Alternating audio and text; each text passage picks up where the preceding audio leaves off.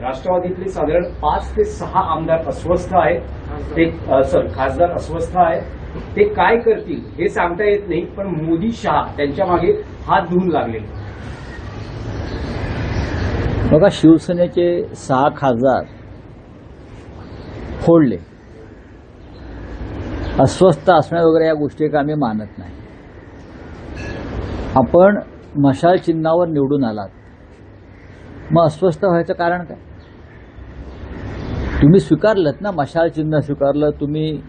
शिवसेना उद्धव बाळासाहेब ठाकरे यांच्या नेतृत्वाखालचं नेतृत्व स्वीकारलं आणि तुम्ही निवडून आलात पक्ष फुटल्यावर. तसंच अजित पवार यांनी पक्ष फोडल्यावर माननीय शरद पवार साहेबांच्या नेतृत्वाखालचा मूळ राष्ट्रवादी काँग्रेस पक्ष हा तुतारी या चिन्हावर निवडणुकीत उतरला लोकसभेच्या. आणि मला वाटतं त्यांनी त्यांच्या 7 की 8 जागा निवडून आल्या. फार कष्टानं. या जागा सहज निवडून येत नाही. पवार साहेबांनी सुद्धा त्यावेळेला महाराष्ट्रामध्ये वणवण फिरून खासदार निवडून आणले आणि त्यांनी कमी जागा, मला वाटतं त्यांनी 10 जागा लढवल्या आणि 8 जागा जिंकल्या. मला वाटतं 8. करेक्ट. अस्वस्थ व्हायचं कारण कोणाला असण्याचं कारण नाही. का अस्वस्थ आहे? आपण तुतारी चिन्ह स्वीकारलं, आपण शरद पवार साहेबांचं नेतृत्व स्वीकारल्यावर निवडून आलेला आहे. आणि शिवसेनेचे खासदार असतील किंवा माननीय पवार साहेबांचे खासदार असतील किंवा महाराष्ट्रातले काँग्रेसचे खासदार असतील, तुम्हाला झालेलं मतदान आणि तुम्हाला जे लोकांनी निवडून दिलं आहे ते मोदी, शहा आणि फडणवीस यांच्या विरोधामध्ये मतदान करून तुम्हाला निवडून दिलं आहे. मग अस्वस्थ का होतं? कोणाला घाबरत आहे? काही कारण नाही ना. मला वाटत नाही की पण अस्वस्थ वगैरे कोणी नसतं. मोदी आणि शहा आणि इतर काही घटक हे दबावाचं राजकारण करतात आणि असे मासे आपल्या गळाला लावतात. पृथ्वीराज चव्हाण हे ज्येष्ठ नेते आहेत, काँग्रेसचे नेते आहेत. त्यांच्याकडे असलेली माहिती त्यांनी नक्कीच माननीय पवार साहेबांकडे पोहोचवली असेल, एवढंच मी मानतो. राऊतसाहेब, तुम्ही म्हणता की अस्वस्थ असण्यामागे काही कारण आमचे का? आता आमचे 6 गेले, कशा करता अस्वस्थ होते? नाही, अस्वस्थ होण्यामागचं मूळ कारण हा निधी असतो. कारण त्या मतदारसंघाचा विकास किंवा त्या कसला विकास करतायत? कसला विकास? 100 कोटी दिले तरी हे विकास नाही करू शकत. नरेंद्र मोदी वाराणसीचा विकास नाही करू शकले अजून. नागपुरात जाऊन बघा काय विकास आहे तो. कसला विकास? कसा विकास कोसळतोय तो बघा तुम्ही. नांदेडला काल पूल कोसळला, मिसिंग लिंक कोसळला, अख्ख्या राज्यभरात रस्त्यांवर खड्डेच खड्डे. हा विकास? कोणत्या विकासासाठी यांना अस्वस्थ व्हायचं कारण आहे? लोकांमध्ये राहायचं, पुढल्या निवडणुकीसाठी संघर्ष करायचा आणि आम्ही सत्तेत येऊ हा आत्मविश्वास ठेवायचा. 2029ला देशामध्ये इंडिया आघाडी सत्तेमध्ये येणार आणि महाराष्ट्रामध्ये 2029ला हे भ्रष्ट सरकार आम्ही उखडून फेकून देऊ, हा आमचा आत्मविश्वास आहे. अस्वस्थतेचं दुसरं कारण असं असू शकतं की एनसीपी, काँग्रेस या पक्षातल्या अनेक खासदारांच्या सहकारी संस्था, साखर कारखाने अशा संस्था आहेत. त्यामुळे साहजिकच या दबाव येतो. मग तुम्हाला माननीय पवार साहेबांकडून उमेदवारी लढताना जिंकताना हे आठवलं नाही का? आपण माननीय पवार साहेबांकडून व त्यांच्या पक्षाकडून उमेदवारी घेताना, त्यांच्याकडून कष्ट करून घेताना, तो आमच्याकडे जे 6 खासदार गेले पक्षाची उमेदवारी घेताना, उद्धव ठाकरे यांच्याकडून कष्ट करून निवडणुका जिंकून घेताना कोणाला काय वाटलं नाही का? वाटलं ना. काँग्रेस पक्षाचे सुद्धा जे खासदार निवडून आले त्यासाठी काँग्रेस पक्षाचेही कष्ट आहेत ना. मग राहुल गांधी असतील, सोनिया गांधी असतील, इथे तेव्हा नाना पटोले अध्यक्ष होते. या सगळ्यांचे कष्ट आहेत. तेव्हा तुम्हाला अस्वस्थता का वाटत नाही? अरे बापरे, मी या पक्षात आलो तर माझे साखर कारखाने, सहकारी कारखाने काय जे आहेत ते अडचणीत येतील. आम्ही विरोधी पक्षात असताना तुम्ही आमच्याकडे आलेला आहात. आम्ही सत्तेत नव्हतो हे तुम्हाला माहिती आहे. शरद पवारांनी एकनाथ शिंदेची भेट घेतल्यानंतर आपण टीका केली होती. त्यानंतरचा टायमिंग आहे तुमच्याकडनंही फडणवीसांची भेट घेण्यात आली. आमच्याकडनं म्हणजे कोणाकडून? आमदार आणि पवारांचं असं म्हणणं आहे की तुम्ही जिथे देवेंद्र फडणवीसांची भेट दिली मग आम्ही त्याच्यावरती बोलत नाही. सोडून द्या, तो विषय काल झाला, तो विषय काल संपलेला आहे. माननीय शरद पवार साहेबांचं माझी काल चर्चाही झाली, सुप्रियाताईशी माझं बोलणं झालेलं आहे. आम्ही आमच्या भावना व्यक्त केल्या, बस. नाही, पण राऊत पण साहेब, तुम्ही तुमच्या ज्या भावना वेगवेगळ्या व्यक्त आवारांनी केल्या, तुमच्यावर टीका केली की बरोबर आहे. तुम्ही एनसीपीचे नेते तुमच्यावर टीका करतायत, शिंदे शिवसेनेचे मंत्री आमदार तेही टीका करतात. त्यांचं असं म्हणणं आहे की संजय राऊत ह्या विषयात राजकारण आणू पाहत आहेत. नाही, नाही, संजय राजकारण राऊत यांनी हे करू नये, परत ही भेट ही काही निव्वळ योगायोग होती असेल ना. अशा सगळ्या अनेक गोष्टी त्यांनी आम्ही म्हटलेल्या आहेत. आमच्या भावना शिंदे व्यक्त असं म्हणतात केल्या. की खरं तर एवढे मोठे नेते जर मला भेटत असतील तर इतक्या छोट्या मनाने टीका केली जाऊ नये. मी अजिबात कद्रूपणा झाला म्हणतात. मी हो ठीक आहे, कद्रूपणा आहे म्हणा, कद्रूपणा आहे. ज्या पद्धतीनं तुम्ही एकनाथ शिंदेविषयी मी वारंवार सांगितलं, त्यांनी पक्ष सोडला आणि ते भारतीय जनता पक्षात गेले म्हणून आमचं भांडण नाहीच आहे. बाळासाहेब ठाकरेंच्या शिवसेनेवर त्यांनी दरोडा टाकला अमित शहांच्या मदतीनं, हे भांडण आहे. अजित पवार पक्ष सोडून गेले पवारांचा म्हणून भांडण्याचं कारण नाही.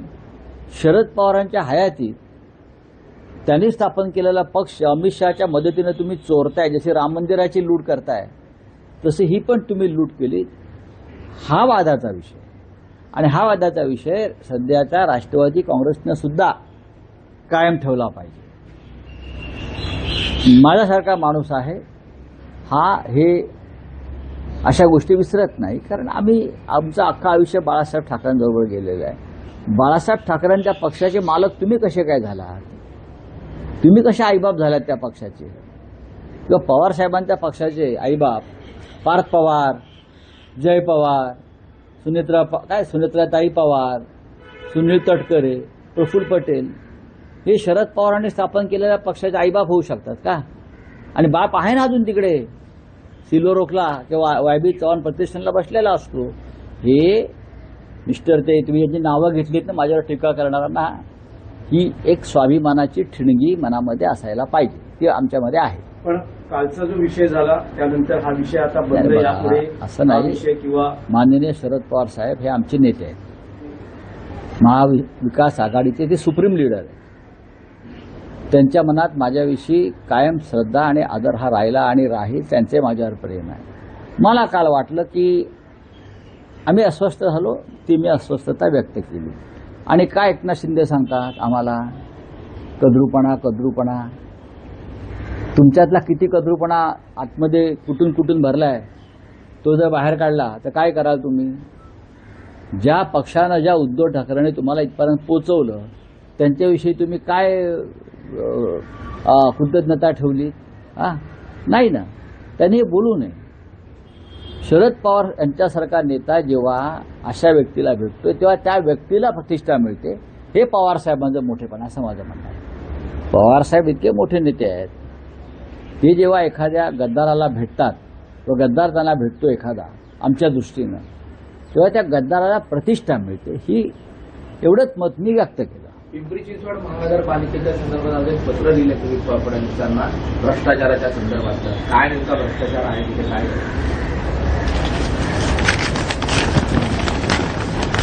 हे त्या भ्रष्टाचाराचे पुरावे आहेत.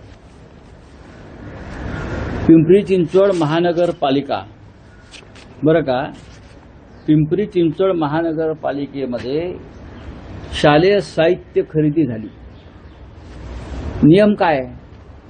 सरकारी किंवा 3 लाखाच्या वर खरेदी असेल ई टेंडर काढा किंवा टेंडर काढा. या प्रकरणामध्ये एक जगदंब टेक्सटाईल नावाची सोलापूरची कंपनी आहे. कोणत्याही टेंडरशिवाय 550 कोटीचं काम शालेय खरेदीचं या जगदंब कंपनीला देण्यात आलं.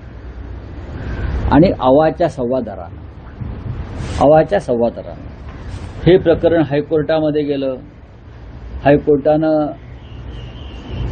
कान उपटले. प्रकरण सुप्रीम कोर्टामध्ये गेलं. सुप्रीम कोर्टाने जगदंबाला दरपत्रक ठरवून दिलं. याच दरानं तुम्ही शालेय शिक्षण साहित्य पिंपरी चिंचवड महानगरपालिकेच्या प्राथमिक आणि माध्यमिक शाळांना पुरवायचं. दर काय आहे? 239 रुपये. हा सुप्रीम कोर्टचं दरपत्रक आहे, सुप्रीम कोर्टने दिलेला आदेश आहे. आणि महानगरपालिकेनं काय भावाने दिलेला आहे तर 894, म्हणजे एक नग म्हणजे 547 रुपयाचा फरक आहे. अशा तऱ्हेनं साधारण 550 कोटी रुपयाचा हा अपहार आहे. सुप्रीम कोर्टाची मार्गदर्शक तत्व डावलून पिंपरी चिंचवड महानगरपालिकेच्या आयुक्तांनी आणि प्रशासनानं महाराष्ट्राच्या फडणवीस मंत्रिमंडळातील एका वरिष्ठ मंत्र्यानं एक फोन केला, दबाव आणला की हे काम यांना द्यायचं, टेंडर काढायचं नाही. हे बेकायदेशीर आहे, हा भ्रष्टाचार आहे. आणि संबंधित मंत्र्याला ताबडतोब त्या दिवशी 55 कोटी रुपये पोच झाले. कोण म्हणतो? बरं का, संबंधित मी त्याच्यामध्ये माझ्या पत्रामध्ये सांगितलं. हे मंत्री कोण देवेंद्रजींना माहिती आहे. मुंबई महानगरपालिकेला माझं पूर्ण होत आहे. हे पैसे त्या संबंधित वरिष्ठ मंत्र्याला मिळालेले आहेत, अधिकाऱ्यांना मिळालेले आहे. याच्यामध्ये पिंपरी चिंचवड महानगरपालिकेचं प्रचंड नुकसान झालेलं आहे आणि अद्यापही गणवेश मुलांना मिळालेले नाहीत. कळलं?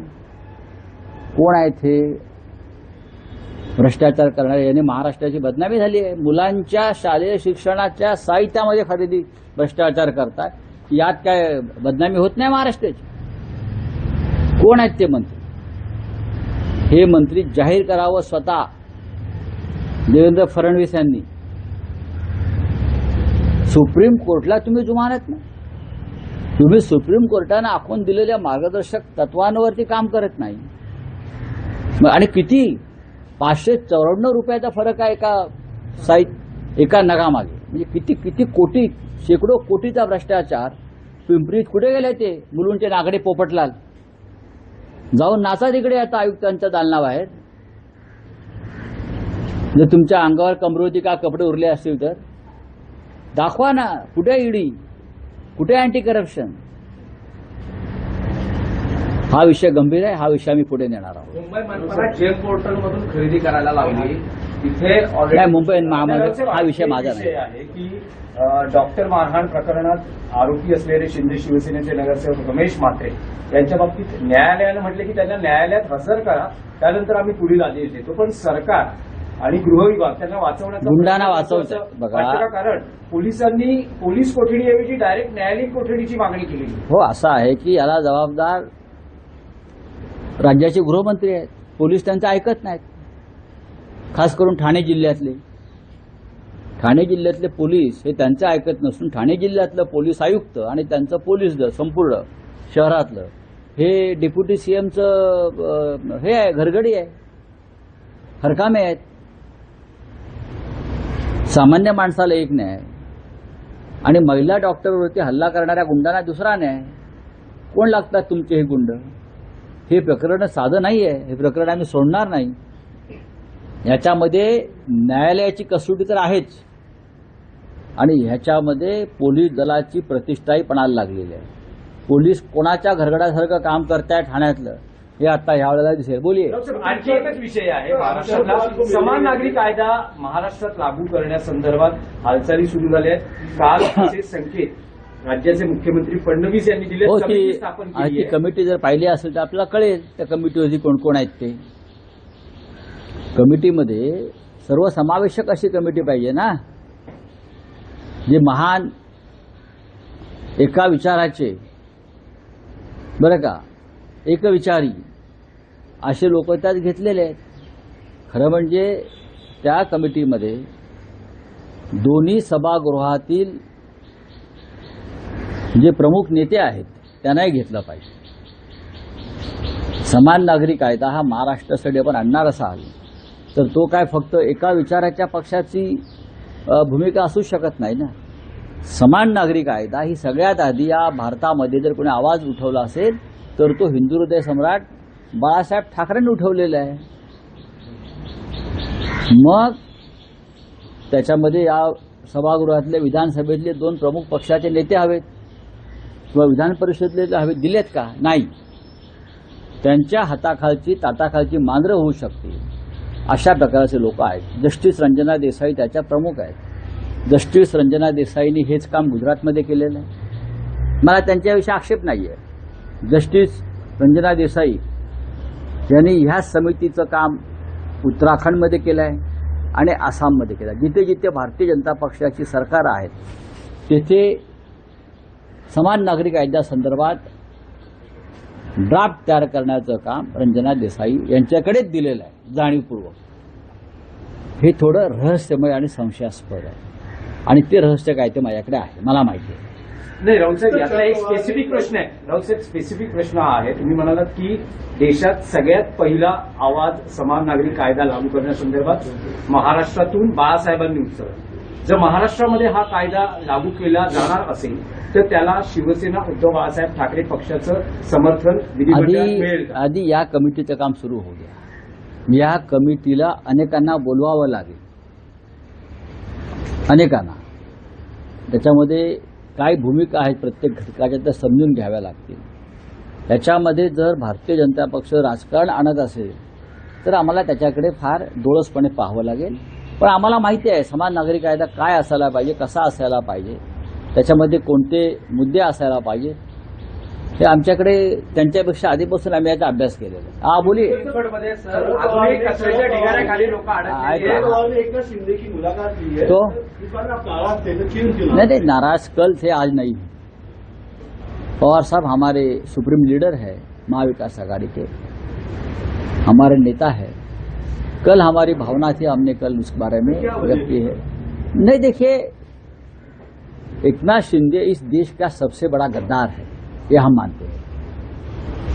जब अजित पवार ने पवार साहब की पार्टी तोड़ी तो भी हमें इतना ही दिल को हमारी चोट लगी. ऐसे लोगों को, हमारे जैसे लोगों ने जो राजनीति में है, प्रतिष्ठा नहीं देनी चाहिए किसी भी हालत में.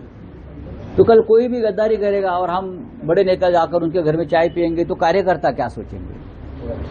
मैं कार्यकर्ताओं के भावना के बारे में बोल रहा था कि कार्यकर्ता को अच्छा नहीं लगता.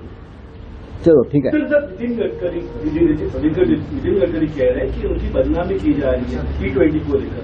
आप किसे लेकर, क्योंकि विपक्ष तो इतना कमजोर हो चुका है तो उनकी बदनामी नुकसान हो रही है इथेनॉल बनाने की वजह से। नहीं, तो गडकरी साहब ने उसका एक प्रेजेंटेशन देना चाहिए. लोगों के मन में जो भ्रम फैला है उसमें उनके पार्टी के लोग हैं. नितिन गडकरी जी को बदनाम करने में और कोई नहीं है, भारतीय जनता पार्टी के ही लोग हैं जो गडकरी साहब को बदनाम करना चाहते हैं, उनको किसी एक जाल में फंसाना चाहते हैं. जैसे 2014 से पहले उनका जो सेकंड टर्म पार्टी अध्यक्षता की हो रही थी तब भी उनको इस तरह से फंसाया गया. एक वो मजबूत दावेदार है प्रधानमंत्री पद के, इसीलिए उनको बदनाम करो, इतना बदनाम करो कि लोगों के मन में उनकी छवि, उनकी प्रतिमा बहुत खराब हो जाए. और ये उनके पार्टी के लोग कर रहे हैं, उनको भी मालूम है.